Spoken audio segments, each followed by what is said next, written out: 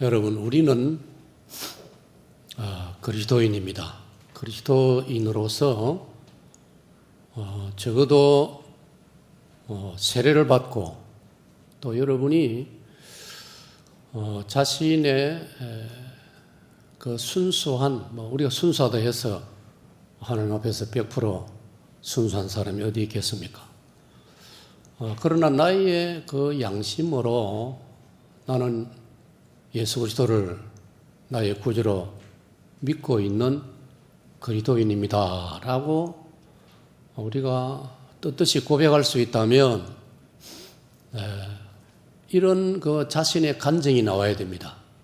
그 간증 중에 하나가 뭐냐면 나는 이미 행복한 사람입니다. 나는 이미 행복한 사람입니다 하는 간증이 내 양심에서 또 누구 앞에서라도 자연스럽게 또는 떳떳하게 고백이 되어져야 그게 아주 정상적인 것입니다. 자, 그렇다면 제가 여러분에게 질문하겠습니다. 여러분은 이미 행복한 사람임을 믿습니까? 이건 사실 성경이 우리에게 확신을 가지고 당연한 그런 이치로서 묻고 있는 질문입니다. 신명기 33장 29절에 이스라엘이여 너는 행복자로다. 너와 같이 이런 큰 구원을 받은 백성이 누가 있느냐? 여러분, 이 신명기 33장 29절 말씀 앞에서 여러분의 반응은 솔직히 어떠합니까? 이 말씀은, 이 구절은 바로 나의 고백이다. 내가 하고 싶었던 고백이다. 그렇게 여러분 동의가 되어져야 되는 것입니다. 오늘 이런 맥락에서, 이런 이제 관점에서 제가 여러분에게 계시록 1장 6절을 중심해서 한 말씀을 전하고자 합니다. 자, 오늘 읽은 계시록 1장 6절을 한 번 더 여러분 쳐다보십시오. 그의 아버지 하나님을 위하여 우리를 나라와 제사장으로 삼으신 그에게, 여기 핵심이 오늘 제가 여러분에게 제목으로 제시한 제사장이라는 단어입니다. 한번 받아봅시다. 제사장. 사실은 이 단어를 우리 그리스도인들은 아주 친숙해야 합니다. 제사장. 이걸 이제 제가 오늘 여러분에게 강조하고자 합니다. 근데 이제 제사장인데 이 제사장 어떻게 해서 우리가 제사장이 되느냐? 내가 무슨 제사장 될 만한 자격을 논한다면 여기 단 한 사람도 여기 해당될 수 있는 사람이 없어요. 저를 비롯해서 우리 중에 저는 제사장 될 만합니다. 저는 목회자가 될 만합니다. 저는 장로가 될 만합니다. 사실은 이렇게 장담할 수 있는 사람은 단 한 사람도 없습니다. 그래서 오늘 계시록 1장 6절을 다시 여러분이 주목을 하시면 거기 제사장으로 삼으셨다. 이게 중요한 말씀이에요. 제사장으로 삼으셨다. 한번 받아봅시다. 삼으셨다.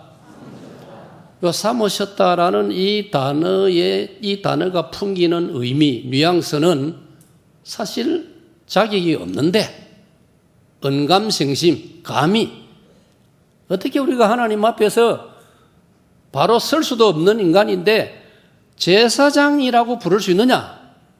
자격이 전혀 없음에도 불구하고 하나님께서 그렇게 삼아주셨다는 것, 그렇게 보아주셨다는 거예요. 이제 이런 어떤 신앙적인 성향이 우리에게 익숙해져야 됩니다. 그러면 내가 큰 소리 칠 것도 없고 내가 잘났다고 생각할 수도 없고 그저 고전 15장 10절의 바울의 고백처럼 나의 나 된 것은 오직 하나님의 은혜로라. 할렐루야. 그런 고백이 나와지고 그런 신자가 되어지는 것입니다. 로마서 4장 6절에서 8절을 보면은 이런 말씀이 있죠. 일한 것이 없이 하나님께 의로 여기심을 받는 사람의 복에 대하여. 이게 복입니다, 여러분. 오늘 여러분 무슨 복을 구합니까? 이거 너무 진부한 이야기인데, 예수님을 믿으면 교회 다니면 복 받는다고 할 때에 과거에 우리가 좀 가난하고 힘들 때는 그것도 그런 기도 제목도 필요했겠지만은 오늘 성경이 말하는 복이 뭡니까? 이 죄 용서라는 거지요. 일한 것이 없이 하나님께로부터 의로 여기심을 받는 사람의 복에 대하여 다윗이 말한 바. 그러니까 다윗이 위대한 것은 그가 골리앗을 무찌른 것도 위대하지만은 다윗이 정말 아름다운 믿음의 좋은 조상 중에 한 분이 될 수 있는 것은 그분이 죄 용서 받은 것이야말로 최고의 복이다. 할렐루야. 오늘 저와 여러분에게도 이 고백이 있어야 우리가 다윗의 후손이요 아브라함의 후손이란 말이에요. 마태복음 1장 1절에 아브라함과 다윗의 자손 예수 그리스도의 족보라. 바로 그 아브라함과 다윗의 위대한 점은 죽어 마땅한 나 같은 죄인의 죄를 하나님이 용서해 주셨다. 그걸 깨달아지고 그걸 믿어질 때 이게 나에게는 복이다. 오늘 우리에게 이런 영적인 깨달음 그리고 이런 영적인 성숙이 하나님 앞에서 요구되는 것입니다. 7절은 이렇게 말하지요. 불법이 사함을 받고 죄가 가리어짐을 받는 사람들은 복이 죄가 없는 게 아니고 죄가 있는데 하나님께서 그 죄를 가리어 주신단 말이에요. 병풍을 가지고 담요를 가지고 가리어 주는 것입니다. 이걸 깨끗하게 낙서투성인데 거기에 하얀 페인트로 두텁게 칠을 해가지고 낙서가 보이지 않게 하는 것처럼 하나님께서 우리가 억만 죄인인데도 불구하고 마치 죄가 없는 사람인 것처럼 이 죄를 하나님께서 가려 주신단 말이에요. 숨겨 주신단 말이에요. 무엇으로? 흰 페인트가 아니고 예수 그리스도의 십자가 보배로운 피로서 우리의 죄를 가려 주신 줄로 믿습니다. 그래서 이것이야말로 복이로구나. 다윗이 그런 믿음을 가졌고 아브라함도 그런 믿음을 가졌다. 성경 그렇게 말씀하시는 거죠. 그래서 8절에도 로마서 4장 8절에도 주께서 그 죄를 인정하지 아니하실 사람은 복이도다. 죄가 없는 게 아니고 죄투성인데 하나님께서 죄를 인정하지 않는다 이 말이에요. 죄 없는 것처럼 간주해 주신다. 이게 여러분 복음인 줄로 믿으시기를 축복합니다. 그런데 문제는 우리는 현실이 어떻습니까? 적지 않은 그리스도인들이 어떤 때는 우리가 슬럼프 상태에 빠지고 우리의 믿음의 상태가 약화될 때는 어떤 일이 벌어집니까? 마치 우리는 전혀 행복하지 않는 사람처럼, 네? 나는 마치 전혀 행복하지 않는 사람처럼 그렇게 살고 있는 것입니다. 이게 참 심각한 문제인 것입니다. 하나님께서 보실 때 얼마나 답답하시겠습니까? 예? 예를 들어서 부모님이 수고해가지고 그래도 살만하도록 만들어 주셨는데 거기에 대해서 이 자녀가 고마워할 줄도 모르고 감사할 줄도 모르고 행복해하지도 않고 이래 지내면 무르퉁하게 지내면 그 수고하신 그 부모님 입장에서 볼 때 이거 얼마나 답답한 노릇이냔 말이에요. 오늘 적지 않은 우리 그리스도인들이 흔히 하는 말로 교회를 다니면서도 신앙생활을 하고 있으면서도 마치 자신은 전혀 행복하지 않는 사람처럼 살아가고 있습니다. 마치 나보다 슬프고 불행한 사람은 없을 거야. 이걸 자조라고도 하기도 하고 자학이라고도 하고 자기 비하라고도 하기도 하고. 나는 너무 불쌍한 사람이야. 나는 너무 불행한 사람이야. 그러면 하나님께서 보실 때 조금 전에 제가 로마서 4장 6절로 8절을 여러분에게 소개해 드렸는데 하나님께서는 이미 그리스도 예수로 말미암아 믿는 그리스도인들을 죄 없는 것처럼 죄를 가려주시고 죄를 숨겨주시고 죄를 덮어주시고 더 이상 로마서 8장 1절 이하를 인용한다면 결코 더 이상은 정죄함이 없는데 너는 죽을 죄인이야 이 아이놈 이게 없어졌음에도 불구하고 마치 자기가 이 세상에서는 가장 불쌍한 사람인 것처럼 가장 불행한 사람인 것처럼 나같이 불쌍한 사람은 없을 거야 라고 그런 정신 자세로 살아간다면 하나님께서 보실 때 정말 하나님 마음이 좋지 않으시지요. 네? 그래서 우리가 영적으로 이런 면에서 우리가 깨달음이 필요한 거예요. 이 깨달음이 필요한 것은 결국 에베소 4장으로 넘어가면 에베소 4장 13절 이하를 넘어가면 우리가 좀 믿음이 또 우리의 어떤 인격이 장성에 성장해 돼야 되는 성숙되어 가야 되는 것입니다. 그걸 성경은 요구하고 있는 것입니다. 이 깨닫는 게 중요한 거예요. 그래서 어떤 면에서는 우리가 이 신앙생활을 한다는 것은 깨달음의 과정이에요. 점점 더 깨달아가는 거예요. 제가 베드로서를 공부하면서 깜짝 놀란 것은 베드로는 그 사도행전 4장에 의하면 일반적으로 예루살렘에 있는 사람들이 저 베드로는 별로 학문이 없는 사람이야 그렇게 선입견을 가지고 있었는데 성령의 감동을 받고 나서 베드로 사도는 베드로 특별히 후서 1장을 보면은 거기에 베드로가 오늘의 우리들을 향하여 믿는 그리스도인들이 지식이 필요하다.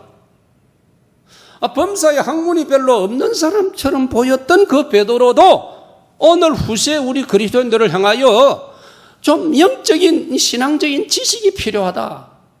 그걸 강조하고 있어요. 그리스도를 좀 부지런히 배워서 깨달으라.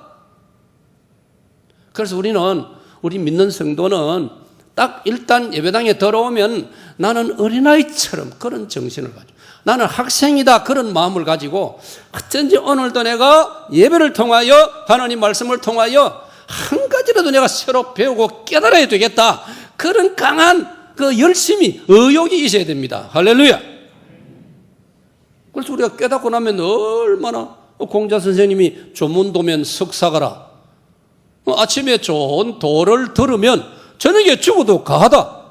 아니, 세상에서 살고 있는 공자 선생님도 그 정도로 말을 했는데 오늘 우리 그리스도인들이 이 예배 시간에 성령의 감동으로 기록된 하나님 말씀을 내가 듣고 이 말씀을 깨달을 때 내 심령 속에 정말 할렐루야가 터져 나와야 되는 것입니다. 할렐루야. 저도 과거에는 오래된 성도들 내가 과거에 여기서 단임 목회할 때 할렐루야 이런 소리 별로 안 했지 않습니까?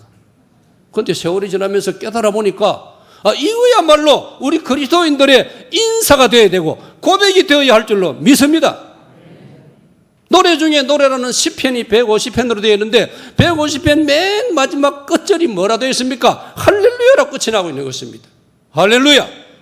하나님을 찬양하라. 왜 찬양합니까? 깨달아 보니까 말씀을 들어보니까 옳다는 것입니다. 너무나 놀랍다는 것입니다. 너무나 기쁘다는 것입니다. 그러니까 할렐루야가 막 터져 나오는 거예요. 그래서 시편 49편 20절을 보면은 시편 49편 20절을 보면 존귀에 처하나 오늘 우리 서울시민교회 성도 여러분 얼마나 여러분들이 지금 존귀한 위치에 있다는 사실을 알아야 되는 겁니다. 받읍시다. 존귀에 처하나 오늘 여러분 저 청와대에 백악관에 거기 앉아 있는 사람이 존귀한 게 아니고 오늘 이 서울시민교회당 이 예배 시간에 이 예배실에 하나님 말씀 앞에 앉아있는 여러분이 존귀한 줄로 믿으시기를 바랍니다. 그런데 시편 49편 20절에 존귀에 처했음에도 불구하고 깨닫지 못하는 사람은 여기도 보세요. 깨달아라. 깨닫지 못하는 사람은 뭐라 했습니까? 멸망하는 짐승과 같다. 얼마나 자존심 상하는 말 아닙니까? 사람을 보고 당신 짐승과 같다. 그러면 가만히 안 있을 거예요. 막 주먹이 놓을 거예요. 당신 지금 날 보고 짐승이라고? 그런데 성경은 깨닫지 못하면 짐승이라. 예수 믿으면서도 교회 다니면서도, 세례받았으면서, 긴 세월 하나님 말씀으로 양육을 받았으면서도 불구하고 자기 자신이 존귀한 줄을 모르고 행복한 줄을 모르고 다윗의 고백처럼 정말 복받은 사람인 줄을 모르고 살아가고 있다면 성경은 그런 사람은 깨닫지 못하는 저 짐승과 다를 바가 없다. 그런 도전의 말씀을 주고 있는 것입니다. 제가 이 말씀을 묵상하면서 영어 한마디를 제 나름대로 만들어 보았습니다. We are already happy. 쉬운 영어 아닙니까? 한번 받아봅시다. already happy. 발음은 제가 부산 발음이지만은 already happy. 우리는 이미 행복하단 말이에요. 그런데 어떻습니까? 적지 않은 그리스도인들이 still unhappy. 여전히 나는 행복하지 않다. 그런 마음을 가지고 교회 다니고 신앙생활하고 있단 말이에요. 그걸 하나님 보실 때 얼마나 답답하시겠느냐 말이에요. 얼마나 답답하시겠냐 말이에요. 우리가 어릴 때 부모님들이 가끔 이런 말씀하세요. 감사할 줄 모르고 짜증내고 불평하면은 부모님들이 참 그 명언이에요. 난 아무리 들어봐도. 호강에 받쳐서 여왕에 똥 산다. 웃는 거 보니까 여러분도 공감하시네. 호강에 받쳐서 여왕에 산다. 호강에 받쳤으면 행복해하고 감사해야죠. 오늘 아침에 누가 저에게 보내준 좋은 글에 보니까 탈북자 한 사람이 간증을 고백을 썼는데 자기가 이해할 수 없는 거, 탈북에서 한국에 들어와서 몇 년 살아보니까 자기가 견딜 수 없어 도망쳐 나왔던 북한에 비하면 남쪽 대한민국은 천국이라면 천국. 그 탈북자가 그런 단어. 남쪽은 천국이란 말이요. 그런데 왜 불평과 불만이 많은지 자기는 이해할 수 없다고 했습니다. 그 말이나 오늘 우리가 신앙세계에서 우리 그리스도인들이 자신이 얼마나 존귀에 처해 있는데도 불구하고 마치 형편없는데 지금 자기가 처해 있는 것처럼 그렇게 살아간다면 그거 다 우리를 존귀하도록 이루어 놓으신 독생자 예수 그리스도를 이 땅에 사람으로 보내시고 예루살렘 골고다 십자가 피 흘려 죽게 만드시는 그런 희생의 모든 대속 과정을 통하여 믿는 우리를 이런 존귀한 존재로 만들어 주셨는데도 불구하고 그걸 깨닫지 못하고 자기가 불행한 것처럼 어쩌면 세상 사람 어떤 그런 사람보다도 더 불행한 것처럼 그런 정신으로 살아간다면 정말 하나님께서 얼마나 허탈해 하시겠냐 말이에요. 그래서 살전 5장 16절 이하에서 항상 기뻐하라. 쉬지 말고 기도하라. 그 다음 범사에 감사하라. Thanks in all circumstances. 모든 환경에도 감사하라. 할렐루야. 오늘 마귀는 이걸 우리를 회방하는 겁니다. 조금 별것 아닌 것 가지고 불평하고 짜증내고 그만 투덜거리고 말투도 투덜거리고 마귀가 그렇게 해방하는 거예요. 하나님은 그거 정말 섭섭해 하시는 거예요. 그래서 항상 기뻐하라. Rejoice always. 항상 기뻐하라. 어떤 경우에도 기도를 멈추지 말아라. 그리고 범사에 감사하라. 자, 범사에 감사하라. 시작. 그리 하고 계십니까? 그렇게 하려고 몸부림치는 증거로 여러분은 적어도 매주일 감사를 말로는 말할 것도 없고 예물을 준비해서 감사하시기를 축복합니다. 김 목사는 평생의 목회 철학 중에 한 가지가 매주 감사를 강조했어요. 매주 감사. 매주 적어도 하루 종일 감사해야 되겠지만 그래도 주일날 교회에 올 때는 감사를 내 정성을 물질로 적지만 크고 적음을 떠나서 물질로 왜 마태복음 6장 21절에 물질이 있는 곳에 내 마음이 있다 했으니 물질을 감사 예물로 준비해서 하나님께 드리는 그런 훈련을 하다 보면은 부족하지만은 내 큰 테두리 원칙적으로 내 심정, 내 삶이, 내 신앙의 자세가 감사라는 큰 한 줄거리가 만들어지는 거예요. 할렐루야. 그래서 제가 감사한 것은 제 목회 현장에서 많은 성도들이 여기에 훈련이 잘 되어져 가지고 정말 주보에 이름을 다 실을 수 없을 정도로 감사하는 성도들이 많아지는 그런 경험을 하였습니다. 자, 그 다음에 이제 생각할 문제는, 그러므로 이제 이런 말씀들을 제가 강조했는데, 그러면 왜 우리의 믿음이 이렇게 떨어집니까? 왜 마땅한 감사를 할 줄 모르고 이런 부정적이고 잘못된 그런 모습으로 우리가 처지고 그런 모습으로 우리가 탈락하기도 하고 주저앉기도 하느냐? 이유가 있습니다. 첫째는 내 마음이 분주하고 영혼이 혼잡해져서 그렇습니다. 한번 여러분 읽어보세요. 시작. 자, 찬양대 시작.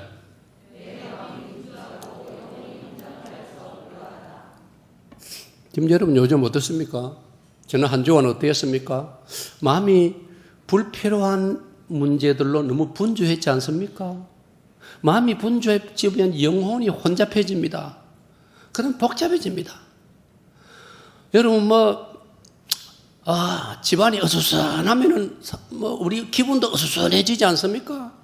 실타래가 막 헝클어지면은 내 기분도 헝클어지지 않습니까? 머리를 오래 감지 못해가지고 머리카락이 막 어수선해지면 막 기분도 어수선해지는 거예요. 내 마음이 혼잡해지고 내 마음이 분주해지면 내 영혼도 분주해지는 거예요. 내 영혼도 혼잡해지는 거예요. 누가복음 10장 보면 베다니 마을에 마르다가 그랬지 않습니까? 예수님이 자기 입에 오셨는데도, 여러분, 예수님께서 나의 집을 방문해 주셨다는 건 이건 기적 아닙니까? 예수님이 3년 동안 공사역 하시면서 어떻게 이스라엘의 모든 가정을 다 찾아가실 수 있겠습니까? 정말 예수님이 주로 길거리에서 들판에서 많은 회중 앞에서 말씀을 전하셨지 누구의 집을 찾아간 것은 별로 없지 않습니까? 베드로의 장모 집을 한번 들어간 적이 있고 장모 열병을 고쳐주시고 여기 베다니 마리아의 집을 마르다 마리아 집을 찾아주시고 삭개오의 집을 찾아주시고 나중에 또 나환자 출신의 그 시몬의 집에 찾아가셔서 향유 기름을 한 여인으로부터 대접받는, 그러니까 손에 꼽을 정도로 몇 번 안 되지 않습니까? 그 예수님이 베다니 마을에 나사로, 마르다, 마리아 이 3남매 집을 예수님이 찾아주셨단 말이에요. 이 얼마나 놀라운 특혜 아닙니까? 얼마나 기분 좋은 일입니까? 얼마나 자랑스러운 일 아닙니까? 여러분 집에 미국 대통령이 여러분 집을 한번 들어가지고 커피를 한 잔 마시고 갔다. 그 집은 두고 무슨 박물관처럼 될 거예요. 예수님이 마르다 집을 찾아주셨단 말이에요. 그런데 여러분 누가복음 10장을 보면은 어떤 말씀이 있습니까? 거기 보면은 누가복음 10장 41절이네요. 마르다가 공연히 마음이 분주했어요. 그 다음 보세요. 마음이 분주하다 보니까 그 다음에 마리아의 영혼이 혼잡해져요. 그래가지고 당장 동생 마리아에게 말투가 막 불평 섞인 말투가 튀어나옵니다. 여러분 보세요. 예수님이 우리 집을 방문하셨는데도 예수님이 내 눈으로 볼 수 있는 직은 거리에 바로 옆에 앉아 계셔도 내 마음을 내가 다스리지 못하면 감사가 나타나지 않고 입에서 불평이 나오더라는 겁니다. 그러니까 중요한 것은 뭡니까? 내 마음을 내가 다스려야 되는 거예요. 이게 쉬운 일이 아니에요. 이게 쉬운 일이 아니기 때문에 잠언 16장 32절에 보면은 노하기를 더디하는 자는 뭐라고요? 용사보다 낫고 자기 마음을 다스리는 자는 뭐라고요? 성을 빼앗는 자보다 나으니라. 대단한 말씀, 놀라운 말씀. 이김 목사는 목회하면서 평생 몇 가지 붙드는 성경 구절 중에 이것도 한 구절입니다. 내가 교회를 목회할, 제가 은퇴할 때까지 목회한 교회에서 시무장로가 35명. 여러분 35명 당회실에 쫙 앉아보세요. 참 진리입니다. 어떤 면에서. 제가 처음 갔을 때는 나이 그때 47살. 나보다 35명 중에 나보다 적은 사람은 딱 한 명. 고진대 총장 얘기만 안민장로 딱 한 명만 나보다 나이 적고 내 동생 뿌리고 나머지는 전부 형님 내지 아버지 뻘 35명 쫙 앉아 있습니다. 여간 내 마음을 내가 다스리지 않으면 힘들어요. 대통령도 힘드는데, 권력이 그 막강한 대통령도 힘드는데 목회자가 왜 힘이 안 들겠습니까? 그럼에도 불구하고 늘 제가 제 마음을 스스로 마음을 다스리기를, 노하기를 더디하는 자는 용사보다 낫고 자기 마음을 다스리는 자는 성을 빼앗는 자보다 나으니라. 자기를 잘 다스리면 벨에게 달린 장군보다도 이 사람이 더 훌륭하단 말이에요. 그런데 마귀는 우리에게 우리 마음을 분주하게 만들고, 마음이 분주하다 보니까 짜증이 나고, 짜증이 나다 보니까 내 영혼이 혼잡해지고 내 영혼이 슬럼프가 되지는. 그러면 어떻게 됩니까? 은혜를 못 받는 거예요. 그런 자에게 마귀가 아주 노리기 쉬운 거예요. 마귀가 역사하기 쉬운 거예요. 그런 마음이, 마귀가 놀 수 있는 마음 밭을 만들어주는 거예요. 마음이 분주하고 영혼이 흐트러지면 그거는 마귀의 밥이 될 수 있는 거예요. 그래서 우리의 믿음이 떨어지는 것은 그 다음 단계로 사탄이 우리의 마음을 흔들어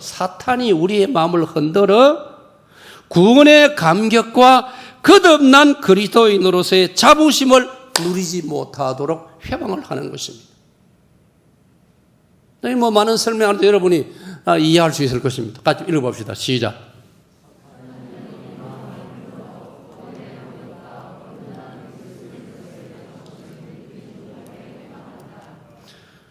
그러니까 사탄이 우리 마음을 흔드는 거예요. 이미 마음이 분주하고 영혼이 혼잡해져 있는데 사탄이 흔드는 거 간단하지요. 베드로전서 5장 8절에 근신하라 깨어라 너희 대적 마귀가 우는 사자같이 두루 돌아다니며 삼킬 자를 찾느니라. 동물의 세계 보면은 그 들판에서 그 초원에서 사자 앞에 얼룩말이나 가젤이나 이 정도 설명하는 분이 상당히 제가 조회가 있죠. 내가 그 프로그램을 좀 좋아하거든요. 이거 배울 게 많아요. 그 사자 앞에서 얼룩말이나 가젤이나 누때 풀만 먹고 자라는 동물들은 아무것도 아닌 거예요. 그 사자 앞에서. 오늘 성경은 우리와 마귀 사탄의 어떤 그런 힘의 구도를 그렇게 설명. 마귀가 우는 사자같이 두루 돌아다니면서 삼킬 자를 찾느니라. 사자가 그 초식 동물들 중에서 몸이 약하거나 병들었거나 어리거나 그런 상대를 골라가지고 집중 공격하면 그놈은 식은 중복기로 잡혀먹고 만다는 거예요. 그러므로 우리가 정신을 차려야 된다. 성경은 그렇게 말씀하고 있는 거예요. 그래서 누가복음 22장 31절을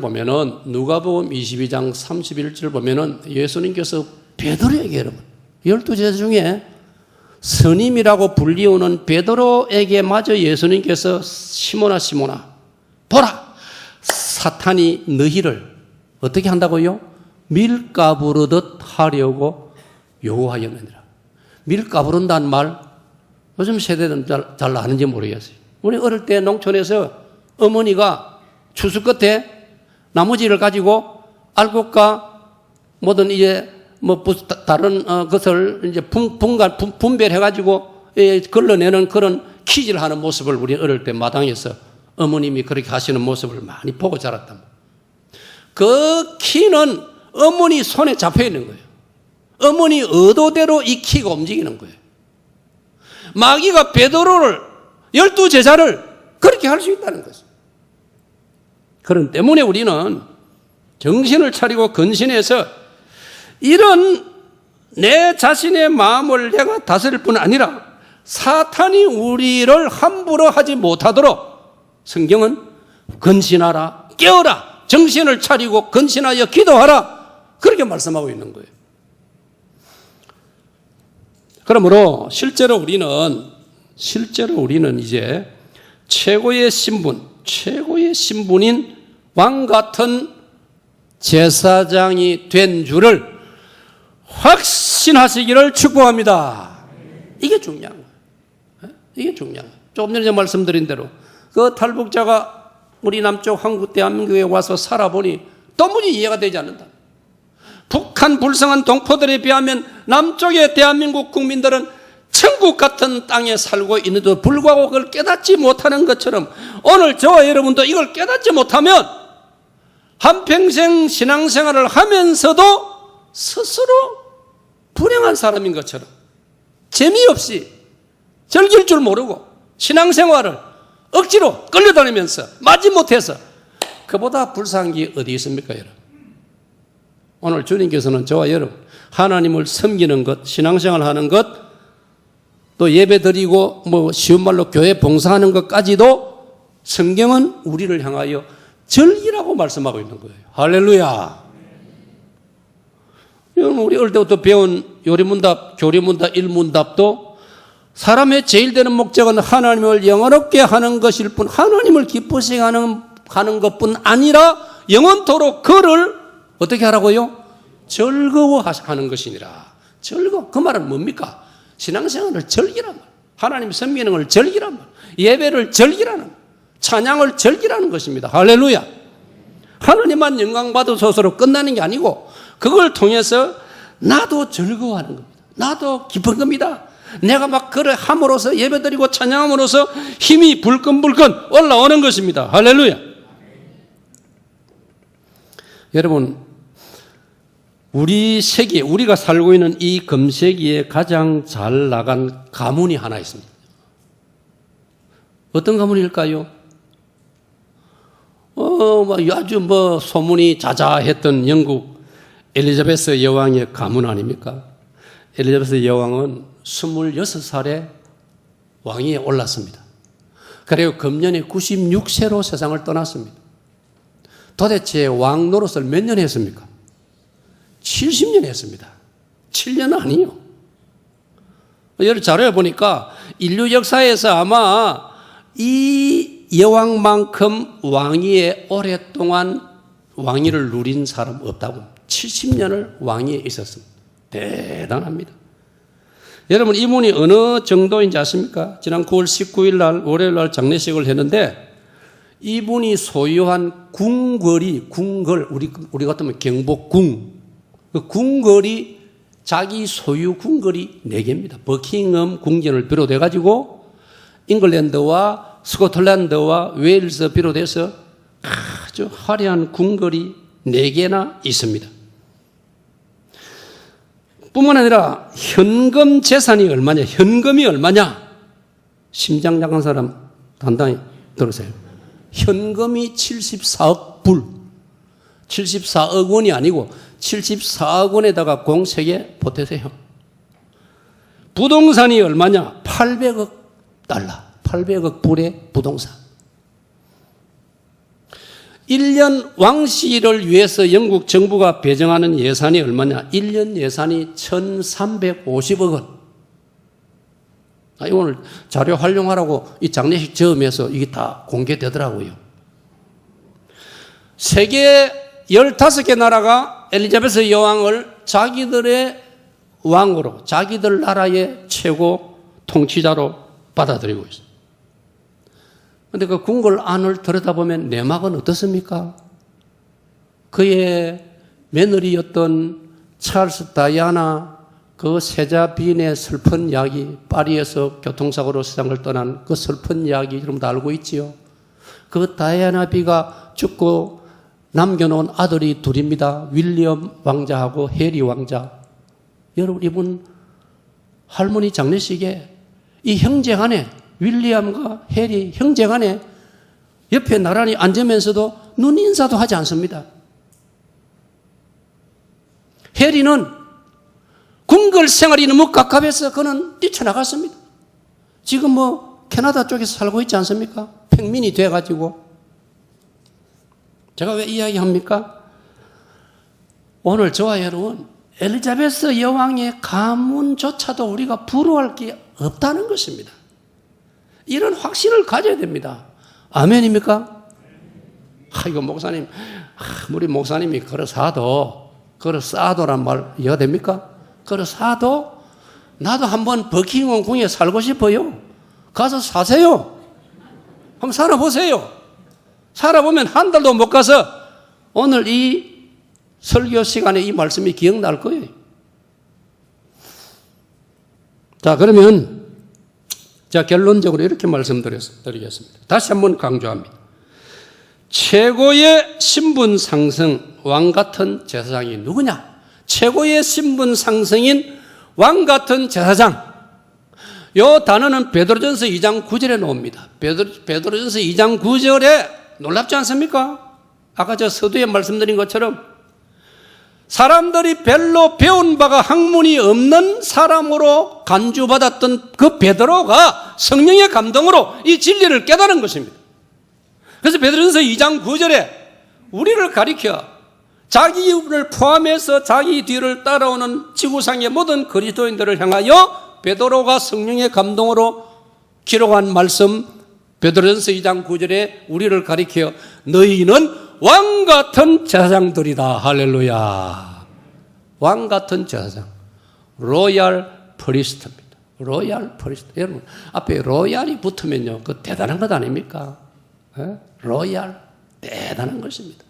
오늘 저와 여러분은 예수 그리스도 우리 구주 예수 그리스도의 십자가의 그 대속, 우리의 죄를 책임지시고 피 흘려 죽어주신 그 예수님 덕분에 저와 여러분은 부족한 형편없었던 우리들이 이제는 받합시다. 이제는 왕 같은 제사장이 된 줄로 믿습니다. 자, 한번 받합시다. 왕 같은 제사장. 저와 여러분이 이제 왕 같은 제사장이 된 것입니다. 이보다 더 놀라운 신분 상승이 어디 있느냐 말이에요. 오늘 계시록 1장 6절의 말씀, 본문 말씀처럼 하나님께서 저와 여러분을 하나님의 소유된 나라와 제사장으로 삼아 주신 줄로 믿습니다. 그 앞에 전제 조건이 없어요.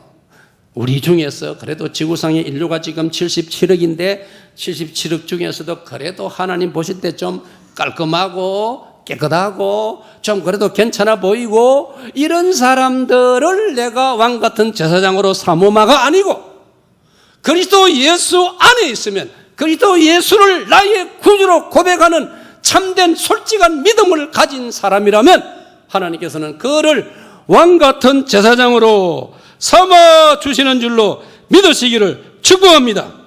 그러므로 이제 저와 여러분은 어떻게 살아야 되겠습니까? 나는 왕 같은 제사장이 되었구나. 위로 하나님의 사랑 때문에, 아래로 예수 그리스도의 십자가 보혈의 공로로 그 예수님을 나의 구주로 믿는다고 해서 나를 하나님께서는 왕 같은 제사장으로 신분을 상승시켜 주셨구나. 아멘. 아멘. 오늘 왕 같은 제사장으로 이제 우리가 받았으니 그러면 그거 누리고만 살아도 되겠습니까? 거기에 걸맞는 우리의 사명이 따라야 되는 겁니다. 그 사명이 뭐냐? 예수 그리스도의 십자가 복음을 위해서 살아가는 것입니다. 아멘. 받아봅시다. 복음을 위하여. 자, 그러면 제가 마지막으로 사진 하나 여러분에게 보여드리겠습니다. 사진이 준비되었을까요? 자, 젊은 나이 1883년에 태어나서 1908년에 세상을 떠났으니까 17살에 8살을 보태면 25살. 참 짧은 생을 한국 땅에 선교사로 오셔가지고 복음을 전하다 세상을 떠난 아름다운 미국의 여선교사입니다. 루비 캔드릭. 이분이 부모님에게 마지막 남긴 편지가 저기에 소개된 저 내용인데 그 편지의 핵심이 무엇이냐? 자, 위에 큰 글자 여러분 읽어주세요. 시작.